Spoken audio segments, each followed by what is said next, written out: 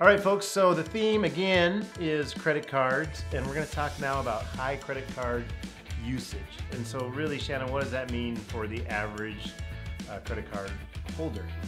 So it means how much of your available credit are you currently using, right? So if you have a $5,000 limit and you're using $4,900, then you have high credit card usage. Doesn't necessarily mean like your overall balance of credit cards. It more has to do with how much available credit you have and how much of that available credit are you using.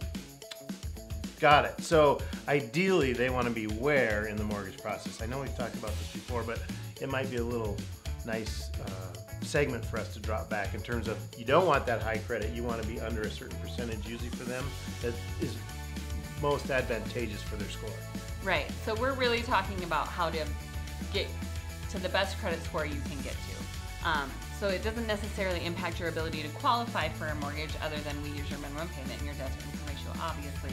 But we're talking right now when we're talking about this credit card usage, how to get yourself to an optimal credit score. So 30% is kind of the magic number.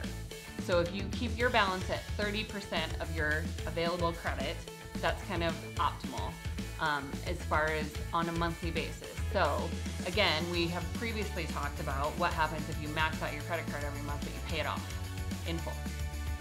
Still reports that you have maxed out your credit card even though you're going to pay it off, still reports like that. So it can impact your credit score when you do that. We see a lot of people who use one credit card, pay everything in a month on it, and then pay it off, which is great, except for when it reports, a lot of times it can affect your credit score because it's showing a high balance compared to your credit limit. So just keep that in mind. Again, it shouldn't stop you from applying for a mortgage. This doesn't mean you won't qualify.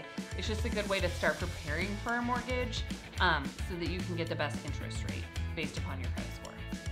I like the way Shannon put it. It's basically really prepping yourself to really take advantage of everything, and it's really knowing all the ins and outs, and that's what we are trying to do, and our YouTube channel will help you out. So go check everything out. Look us up. You can see all the other videos we've talked about to really help you maximize your mortgage potential.